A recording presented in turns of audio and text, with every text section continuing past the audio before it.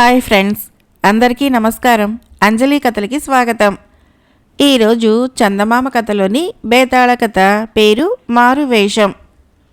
పట్టు వదలని విక్రమార్కుడు చెట్టు వద్దకు తిరిగి వెళ్ళి చెట్టుపై నుంచి శవాన్ని దించి భుజాన వేసుకుని ఎప్పటిలాగే మౌనంగా శ్మశానం కేసి నడవసాగాడు. అప్పుడు శవంలోని బేతాళుడు, రాజా, ఒక దేశానికి సర్వస్వతంత్రుడివై ప్రభువుగా ఉన్న నువ్వు ప్రజలలో నీ ఆజ్ఞకు మేరు తిరుగంటూ ఉండదు. అలాంటి నువ్వు కోరిన సౌఖ్యాలన్నీ నిరాటంకంగా అనుభవించుకోవచ్చు. కానీ వాటన్నింటినీ విడిచి రాత్రివేళ భయంకరమైన ఈ శ్మశానంలో తిరుగాడుతూ ఉండటం చూస్తుంటే జాలి కలుగుతున్నది. నిన్ను దుర్లభమైన ఏదో అలౌకిక కార్యసాధనకు పురిగొల్పినవాడు నీ సుఖ సంతోషాలను చూసి ఓర్వలేనివాడై ఉండాలి. ఒక్కొక్కసారి అతి సామాన్యులు కూడా ఎదుటివాడి మంచితనాన్ని, సౌమ్య గుణాన్ని ఆసరా చేసుకుని తమ వాక్చాతుర్యంతో పొల్లు మాటలను, జీవిత పరమార్థాన్ని చాటుతున్న గొప్ప సుభాషితాలుగా భ్రమింపచేయగలరు. అనాలోచితంగా నువ్వు అలాంటి మాయాజాలంలో చిక్కుకున్నావేమో అన్న అనుమానం కలుగుతున్నది. ఇందుకు ఉదాహరణగా చిత్రసేనుడనే రాజు కథ చెబుతాను, శ్రమ తెలియకుండా విను అంటూ ఇలా చెప్పసాగాడు. చిత్రసేనుడు మగధ దేశానికి రాజు. ఆయనకు విలాసాలంటే చాలా మక్కువ. రోజంతా నృత్య, గీత, వాద్యాల మధ్య కులాసగా గడుపుతుండేవాడు. అందువలన పరిపాలన సక్రమంగా లేక ప్రజలు ఇబ్బందుల పాలు కాసాగారు. మహామంత్రి సుబుద్ధి ఒక రోజున రాజు వద్దకు వెళ్ళి పరిపాలన సక్రమంగా లేదని చెప్పాడు. చిత్రసేనుడు చిరాకుపడి, మంత్రులేం చేస్తున్నారు, రాజోద్యోగులేం చేస్తున్నారు అన్నాడు. తమరు పట్టించుకోకపోతే ఎవరు ఎవరిని లెక్క చేయరు. రాజోద్యోగులేం చేస్తున్నారో తమరు మారువేషంలో గమనించండి అన్నాడు మహామంత్రి. ఏ కలనున్నాడో ఈ మాట రాజు చెవికెక్కింది. ఆయన ఆ రాత్రి మారువేషంలో వెళ్ళి కొందరు రాజోద్యోగులు అవినీతికి పాల్పడుతున్నట్లు గమనించాడు. మర్నాడు వారిని ప్రశ్నిస్తే వాళ్ళు అమాయకంగా ముఖాలు పెట్టి, ప్రభు, గిట్టని వాళ్ళెవరో మీకు మా మీద లేనిపోనివి కల్పించి చెప్పారు అంటూ కళ్ళబొల్లి మాటలు చెప్పబోయారు. మీ అవినీతిని నేను స్వయంగా చూశాను. నా మారువేషాన్ని మీరు గుర్తించలేదు అన్నాడు రాజు. రాజోద్యోగులు ఆయన కాళ్ళ మీద పడి క్షమించమన్నారు. మొదటి తప్పుగా చిత్రసేనుడు వాళ్ళని విడిచిపెట్టాడు. మారువేషంలో మహారాజు రాజోద్యోగుల్ని గమనిస్తున్నాడని అందరికీ తెలిసిపోయింది. దానితో కొన్నాళ్లపాటు రాజోద్యోగుల అవినీతి ఆగిపోయింది. చిత్రసేనుడు మాత్రము ఎప్పటిలాగే ఎక్కువ కాలము విలాసాలలోనే రోజులు గడుపుతూ ఉన్నాడు. మహామంత్రి హెచ్చరిస్తే మారువేషంలో నేను చేయవలసింది చేస్తూనే ఉన్నాను. పరిపాలన సక్రమంగా ఉండేలా చూడటం మీ బాధ్యత అని చిత్రసేనుడే ఆయనను మందలించేవాడు. రాజోద్యోగుల అవినీతి ఆపినంత మాత్రాన పరిపాలన సక్రమంగా ఉండదు కదా. మహారాజు తనకు తానై కలుగ చేసుకోకపోతే శాసనాలు తగిన విధంగా అమలు కావు. కానీ రాజు తన మాట వినడు. ఇలా ఆలోచించి సుబుద్ధి సమీపారణ్యంలోని జనకసేనుడు అనే రాజర్షిని రాజధానికి ఆహ్వానించాడు. జనకసేనుడు శతవృద్ధుడు. ఆయన మగధ రాజుల వంశానికి చెందినవాడు. ఐహిక సుఖాల మీద వ్యామోహం నశించి వైరాగ్యంతో సమీప అరణ్యానికి వెళ్ళి తపస్సు చేసుకుంటున్నాడు. ఆయన మాట మగధరాజులకు వేదవాక్కు. చిత్రసేనుడు జనకసేనుణ్ణి ఆర్ఘ్యపాద్యాలిచ్చి గౌరవించాడు. జనకసేనుడు ఆయన వినయానికి మెచ్చుకొని, నాయనా, నువ్వు సర్వగుణ సంపన్నుడిలా కనపడుతున్నావు. కానీ నీ పాలనలో ప్రజలు సుఖపడుతున్నట్లు తోచదు. ఈ విషయమై ఆలోచించావా అని అడిగాడు. ఈ ప్రశ్నకు చిత్రసేనుడు కలవరపడినా తమాయించుకొని, నా మటుకు నేను మారువేషంలో రాజోద్యోగుల అవినీతిని తెలుసుకుంటూనే ఉన్నాను. అంతకు మించి ఏం చేయాలో నాకు తోచడం లేదు. నా మంత్రులు, రాజోద్యోగులు, అనుచరులు సమర్థులు కారేమో అని అనుమానంగా ఉంది. మీరు వారిని పరీక్షించి తమ అభిప్రాయం చెప్పగలరా అన్నాడు వినయంగా. జనకసేనుడు దీనికి తల అడ్డంగా ఊపి, ప్రభువులో సమర్థత ఉంటే తత్తిమా వారిలో సమర్థత తప్పకుండా వస్తుంది. నువ్వు మారువేషంలో ఉన్నప్పుడు ప్రజాక్షేమాన్నే ధ్యేయంగా ఉంచుకో. రాజోద్యోగుల అవినీతి కంటే ప్రజాక్షేమం ముఖ్యంగా భావించు. 1 సంవత్సరం తర్వాత మారువేషంలో ఉన్నప్పుడు హఠాత్తుగా నీకు కనిపిస్తాను. నిన్నెక్కడైనా ఎప్పుడైనా కలుసుకునే అధికారం నాకున్నది కదా అన్నాడు. చిత్రసేనుడు అంగీకార సూచకంగా తల ఊపాడు. జనకసేనుడు వెళ్ళిపోయాడు. అప్పటి నుంచి చిత్రసేనుడు వారానికి ఒకసారైనా మారువేషంలో ప్రజల మధ్య సంచరించేవాడు. ఆ విధంగా ఆయనకు వాళ్ళ ఇబ్బందులు ఒక్కొక్కటే తెలిసి రాసాగాయి. తన దృష్టిలోకి వచ్చిన ప్రతి ఇబ్బందికి ఆయన ఎప్పటికప్పుడు పరిష్కార మార్గం సూచిస్తుండేవాడు. ఇన్ని చేసిన చిత్రసేనుడు తన విలాస జీవితం మాత్రం విడిచిపెట్టలేదు. ప్రతిరోజు ఎక్కువసేపు నృత్య గీత వాద్యాలతోనే ఆయనకు గడిచేది. ఈ విషయమై మంత్రి కూడా ఆయనను హెచ్చరించడం మానుకున్నాడు. చూస్తుండగానే ఏడాది గడిచిపోయింది. ఒక రోజున చిత్రసేనుడు విలాస మందిరంలో పట్టు పరుపు మీద అలవోకగా పడుకొని నృత్యగానాలు వింటూ తన్మయత్వంలో మధ్య మధ్య కరతాళ ధ్వనులు చేస్తుండగా చటుక్కున అక్కడికి జనకసేనుడు వచ్చాడు. చిత్రసేనుడు కలవరపడుతూ లేచి ఆయనను సమీపించి పాదాభివందనం చేశాడు. జనకసేనుడు అసంతృప్తిగా ఆయన వంక చూసి, ఈ ఏడాదిలోనూ నీ రాజ్యంలో చెప్పుకోదగ్గ మార్పు వచ్చినట్లు లేదు. నేను చెప్పి వెళ్ళినది శ్రద్ధగా పాటించావా అని అడిగాడు. నిన్ననే మారువేషంలో ఒక పేదవాడింటికి వెళ్ళాను. వైద్య సదుపాయం లేక వాడు బాధపడుతున్నాడు. వాడికి ఉచిత వైద్యం జరిగే ఏర్పాట్లు చేశాను అన్నాడు చిత్రసేనుడు వినయంగా. అది సరే, మారువేషంలో ఉన్నప్పుడు ప్రజాక్షేమం గురించి తప్ప మరే విషయమూ ఆలోచించరాదని చెప్పాను కదా. అది నువ్వు శ్రద్ధగా పాటిస్తున్నట్లు లేదు అన్నాడు జనకసేనుడు.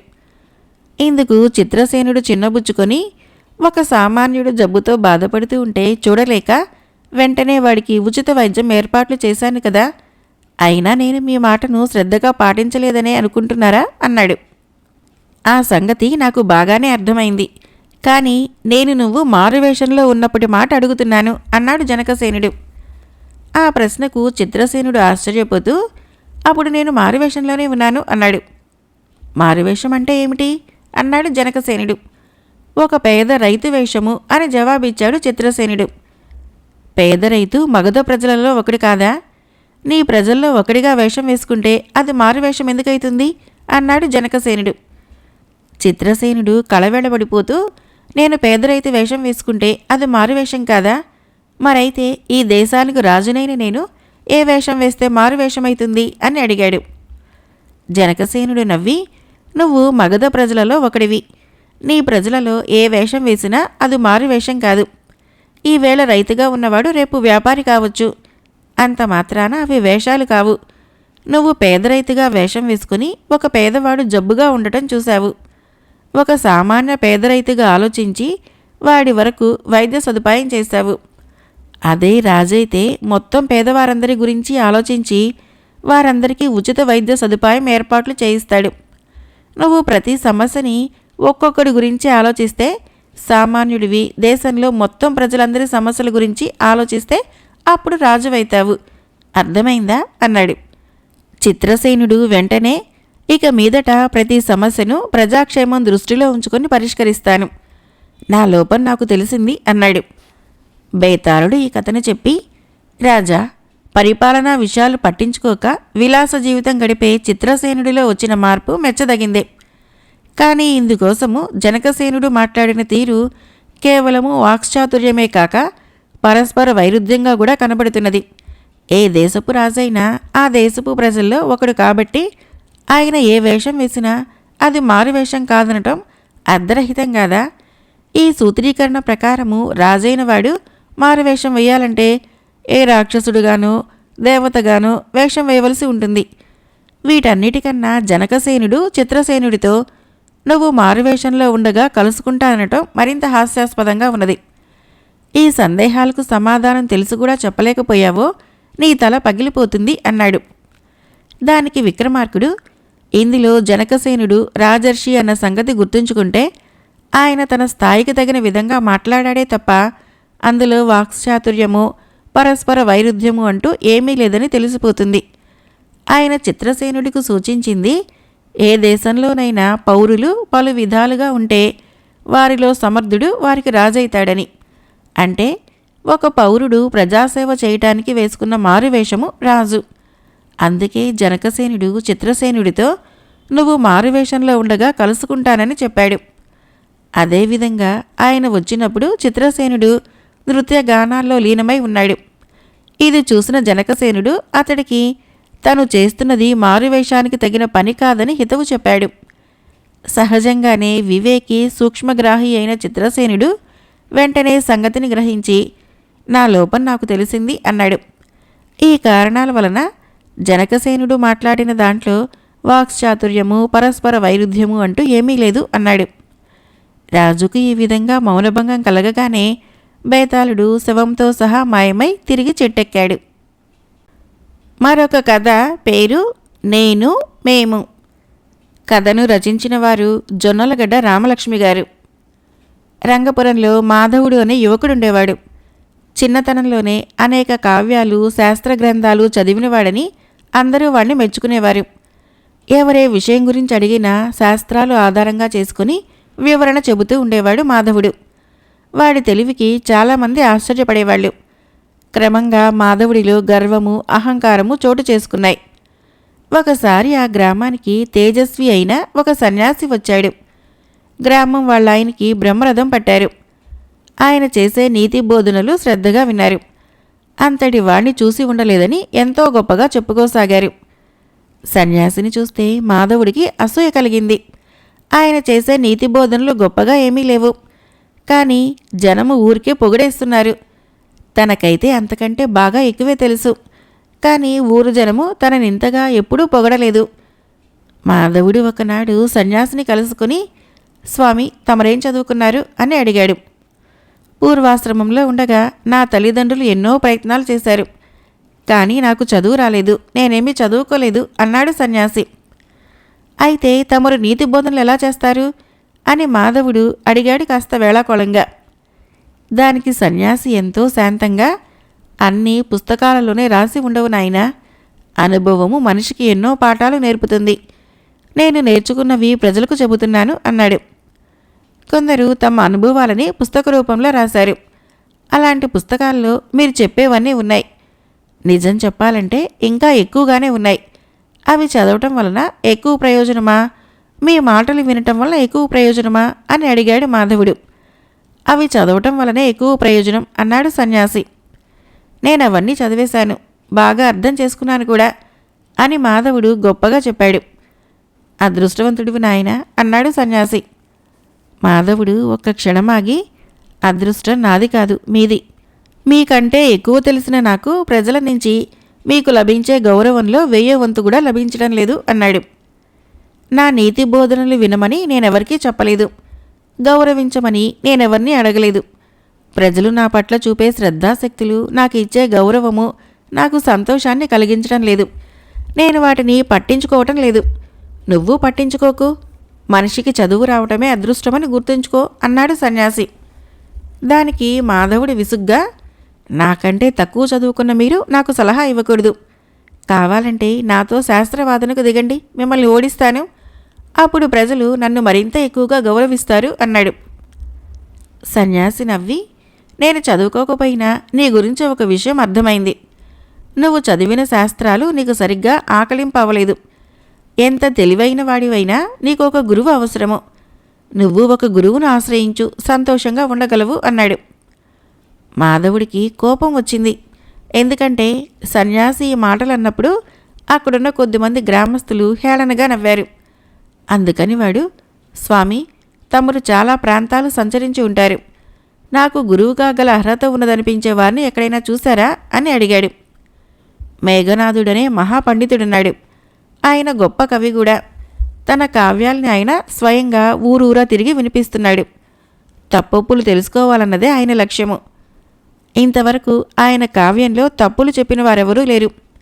ఏదో ఒక రోజున ఆయన ఈ ఊరికి రావచ్చును అన్నాడు సన్యాసి. అప్పటి నుంచి మాధవుడు మేఘనాథుడి రాక కోసం ఎదురు చూడసాగాడు. ఒక రోజున మేఘనాథుడు భార్యాబిడ్డలతో రంగపురం రానే వచ్చాడు. గ్రామాధికారి తన ఇంట ఆయనకు వసతి కల్పించాడు. ఊరి రచ్చబండ వద్ద కావ్య పఠనానికి ఏర్పాటైంది. మేఘనాథుడు తను కొత్తగా రాసిన కావ్యాన్ని గ్రామస్తులకు వినిపించాడు. అది ఒక సన్యాసి కథ.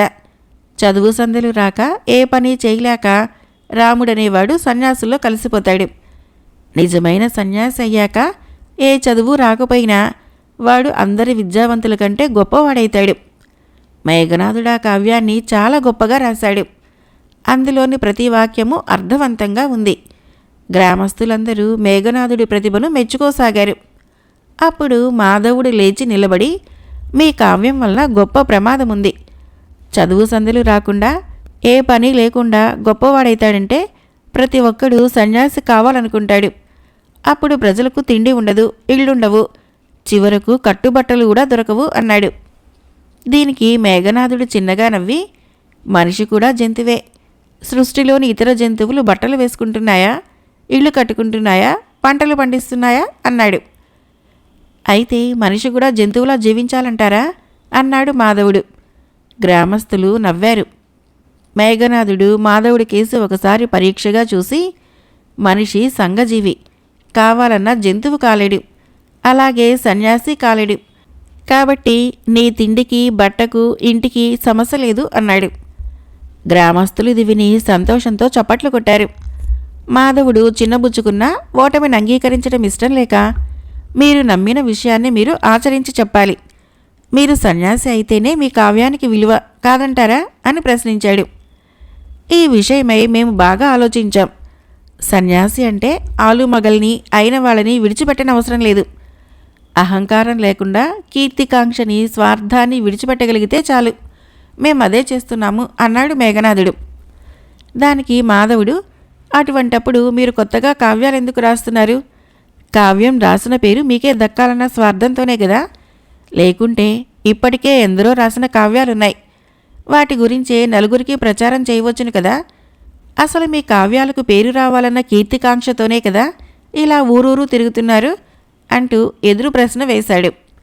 ఇందుకు మేఘనాథుడు ఏమాత్రమూ చెలించక, మేము రాసిన కావ్యానికి మా పేరుండకపోతే అది అసత్యమైతుంది. శ్రీరాముడు మరొకరి పేరుతో రాజ్యం చేసినా, కాళిదాసు ఇంకో పేరుతో కావ్యం రాసినా ముందు తరాల వారికి అబద్ధం చెప్పినట్లే కదా. చరిత్రకు న్యాయం చేకూర్చాలనే మేము మా పేరుతో కావ్య రచన చేస్తున్నాం. ఇక ప్రచారమంటావా? మా కావ్యాన్ని ఏ రాజుకో అంకితం చేస్తే 1,00,000 వరహాలకు తక్కువ కాకుండా ఇచ్చి మా పేరును శాశ్వతం చేయగలడు. మాకు కీర్తికాంక్ష లేదు కాబట్టి మేము ఊరూరా తిరిగి ప్రజలకు మా కావ్యార్థాన్ని వివరిస్తున్నాం. కీర్తి కోసము కుటుంబమంతా ఇలా ఊరూరు తిరగటము ఎంతో శ్రమతో కూడిన పని, ఫలము తక్కువే. ఇక కావ్యాలు కొత్తవి రాయటం ఎందుకంటావా? సృష్టి ఆరంభంలో మనిషి బట్టలు లేకుండా తిరిగేవాడు, తర్వాత ఆకులతో శరీరాన్ని కప్పుకునేవాడు, తర్వాత నారబట్టలు, ఇప్పుడు పత్తితో బట్టలు నేస్తున్నాడు, పట్టుబట్టలు కూడా కడుతున్నాం. కాలానుగుణంగా వస్త్రధారణలో మార్పు వచ్చినట్లే అభిరుచుల్లోనూ జీవితాన్ని గురించిన అవగాహనలోనూ మార్పులు వస్తాయి. వాటికి తగినట్లుగా కొత్త కావ్యాలు, కొత్త కవులు వస్తారు. కొత్త కావ్యం ఎందుకు రాయాలో తెలుసుకోవాలంటే నువ్వు కవివి కావాలి, లేదా మా కావ్యాలు చదవాలి. పాత విషయాలని కాలానికి తగ్గట్లు చెప్పటానికి, కాలానికి తగ్గ కొత్త విషయాలు తెలుసుకునేందుకు కొత్త కావ్యాలు అన్ని కాలాల్లోనూ రాక తప్పదు అన్నాడు. ఈ వివరణకు మాధవుడు దిగ్భ్రాంతి చెందాడు. చాలా విషయాల్ని ఇన్ని వైపుల నుంచి వాడెన్నడూ ఆలోచించి ఉండలేదు. మేఘనాథుడు సామాన్యుడు కాదని వాడికి అనిపించినా ఆయనని ఇంకా ప్రశ్నించి గ్రామస్తుల ముందు తన గొప్పతనం నిలబెట్టుకోవాలనుకున్నాడు. మేఘనాథుడు తను చెప్పిన దాంట్లో మాటిమాటికి తనను గురించి మేము మేము అంటూ మాట్లాడాడు. నేను అంటే వినయం, మేము అనటం అహంకారం. అంటే మేఘనాథుడు అహంకారాన్ని విడిచిపెట్టలేదు.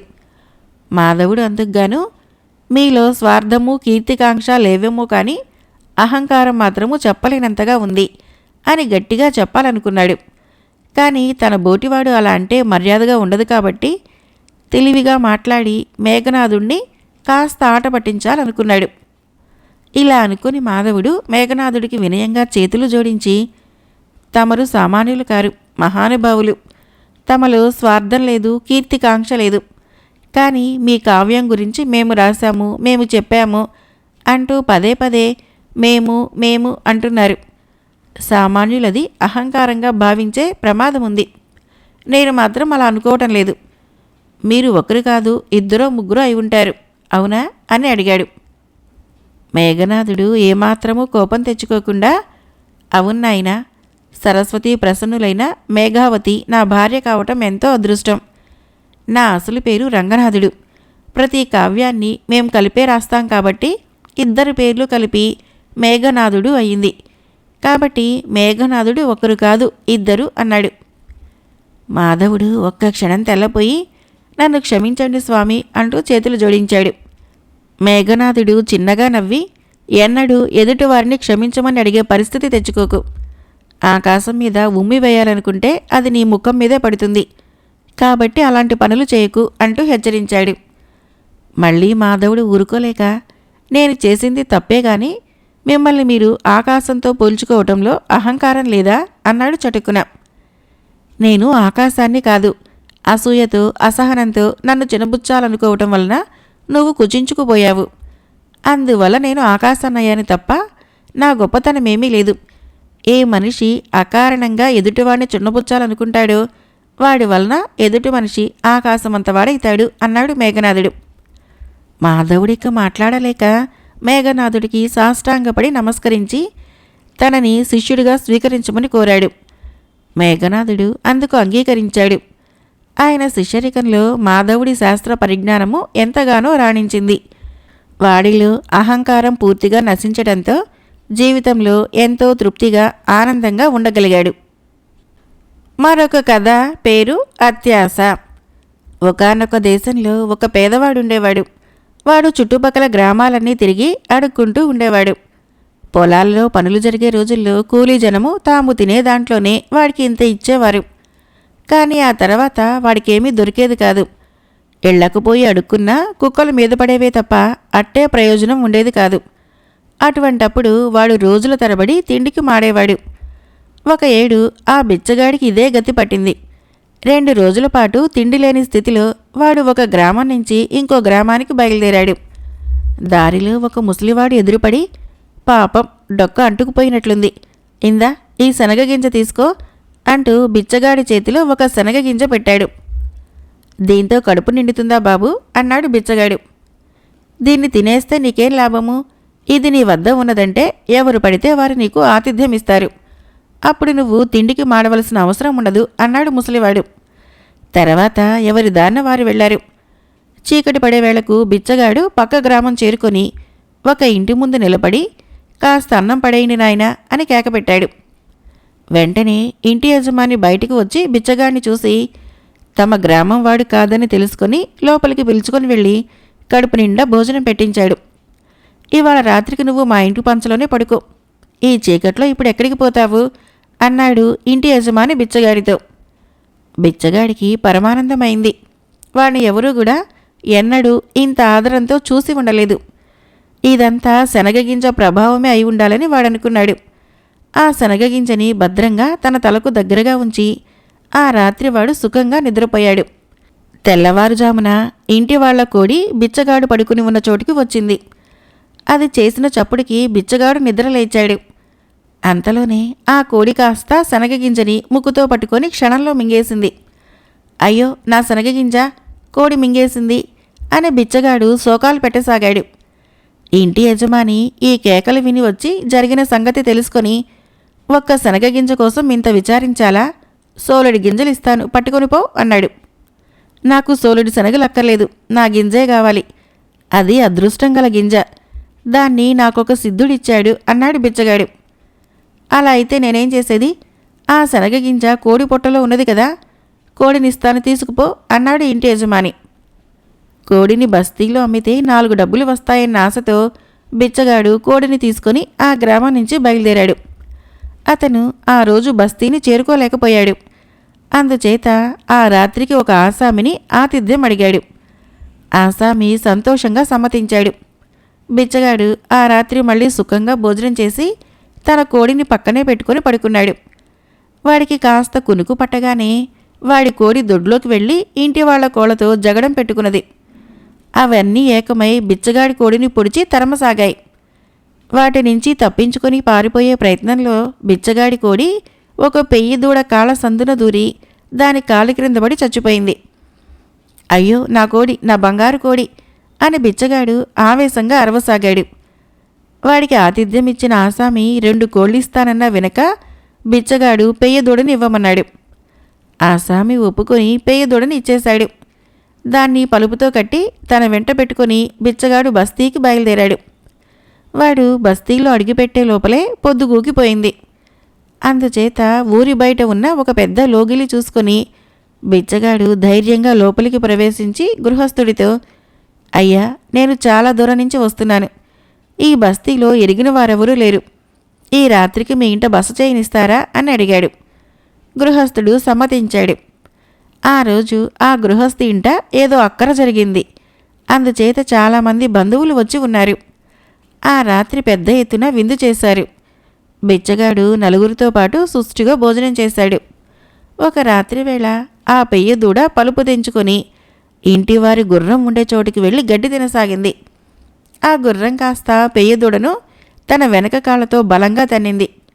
గిలగిలా తన్నుకొని పెయ్య దూడ చచ్చిపోయింది.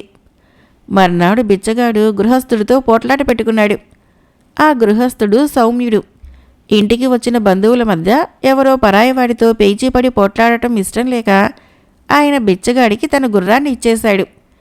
బిచ్చగాడు ఆ గుర్రాన్ని ఎక్కి సవారీ అయి దూరాన ఉన్న పట్టణానికి బయలుదేరాడు. దారిలో వాడు, ఇక నా అదృష్టం తిరిగిపోయింది. ముసలివాడిచ్చిన శనగగింజ మహా గొప్పది. ఇలా గుర్రాలు గాడిదలు సంపాదించడం కాదు, ఈసారి మంచి ఇల్లు, చక్కని పెళ్ళాము, ఇంత ఆస్తి వచ్చేటట్లు చూసుకోవాలి. ఈ సంచారము ఇంతటితో కట్టిపెట్టి ఒకచోట స్థిరపడిపోవాలి అనుకున్నాడు. ఆ సాయంకాలానికి వాడు నగరం ప్రవేశించాడు. వీధి వెంబడిపోతూ ఉండగా ఒక పెద్ద సత్రము, ఆ సత్రం వాకిట ఒక అందమైన పిల్ల వాడి కంటపడ్డాయి. ఆ పిల్లను చూడగానే వాడికి అలాంటి భార్య ఉంటే బాగుంటుందనిపించింది. అందుచేత వాడు గుర్రం దిగి సత్రంలోకి వెళ్ళి అక్కడి గుమస్తాను బస కావాలి అని అడిగాడు. గుమస్తా బిచ్చగాడికి ఒక గది చూపించాడు. బిచ్చగాడు చూసిన అమ్మాయి ఆ గుమస్తా కూతురే. ఆమె తప్ప గుమస్తాకు మరొక సంతానం లేదు. ఆమెను తాను పెళ్లి చేసుకుంటే తాను కూడా ఆ సత్రంలో ఉండిపోవచ్చు. ఆ విధంగా తనకు ఇల్లు, వాకిలి, భార్య, భోజన సౌకర్యము అన్నీ అమరుతాయి. అందుచేత బిచ్చగాడు సత్రం గదిలోకి ప్రవేశిస్తూ గుమస్తాతో, అయ్యా, నా గుర్రానికి నీరు పెట్టడము, దాణా వేయటము మొదలైనవి శ్రద్ధగా చూడండి. అది చాలా విలువైన గుర్రం, మామూలు గుర్రాల లాంటిది కాదు అన్నాడు.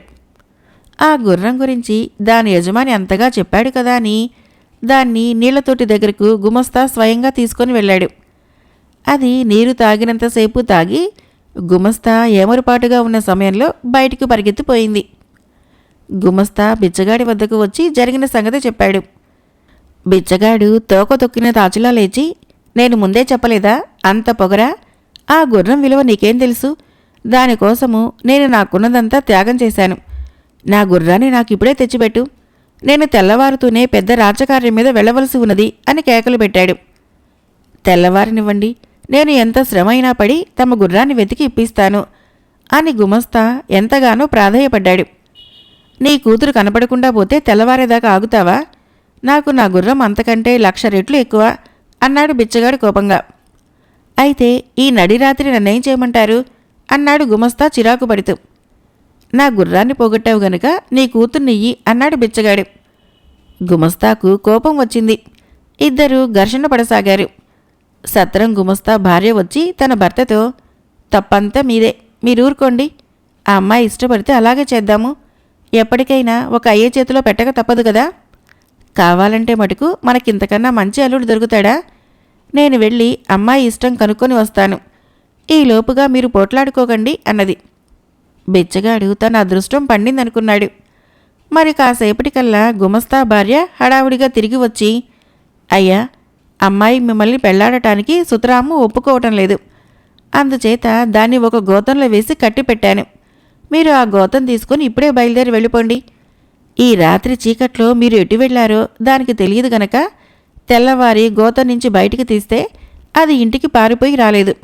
అప్పుడు మీరు నయానో భయానో దాన్ని పెళ్లికి ఒప్పిందురుగాని అన్నది. ఇలా జరుగుతుందని బిచ్చగాడు అనుకోలేదు. అయినా గుమస్తా భార్య చెప్పిన సలహా బాగా ఉన్నట్లు వాడికి తోచింది. మొదలు తానా పిల్లను పెళ్లాడితే తర్వాత ఇద్దరూ కలిసి సత్రానికి వచ్చి ఇక్కడే కాపురం పెట్టవచ్చు. అందుచేత వాడు గోతాన్ని భుజాన ఎత్తుకొని ఆ నిశిరాత్రి వేళ బయలుదేరాడు. గౌతమ్ ఎక్కువ బరువుగా లేదు గాని లోపల ఉన్న మనిషి తన్నుకుంటూ ఉండటం చేత ఎత్తుకొని మోయటము బహు ప్రయాస అయింది. దానికి తోడు కన్ను పొడుచుకున్నా కనపడని చీకటిలో తెలియని దారిన నడవవలసి వచ్చింది. అట్లాగే బిచ్చగాడు ఆ గౌతాన్ని మోస్తూ తెల్లవార్లు నడిచి తెల్లవారేసరికి ఒక అడవి మధ్యకు చేరాడు. అక్కడ వాడు గోతాన్ని దింపి ఎంతో ఆశగా గోతం మూతి విప్పాడు. ఆ గోతంలో నుంచి ఒక పెద్ద కుక్క పైకి దూకి వాడి ముక్కు కాస్తా కొరికి శరవేగంతో ఎటో పారిపోయింది. శనగగింజ తెచ్చిన అదృష్టము అంతటితో అయిపోయింది. తెగిపోయిన తన ముక్కుకు చెయ్యి అడ్డం పెట్టుకొని బిచ్చగాడు మళ్ళీ గ్రామాల వెంట తిండి అడుక్కుంటూ జీవనయాత్ర సాగించాడు.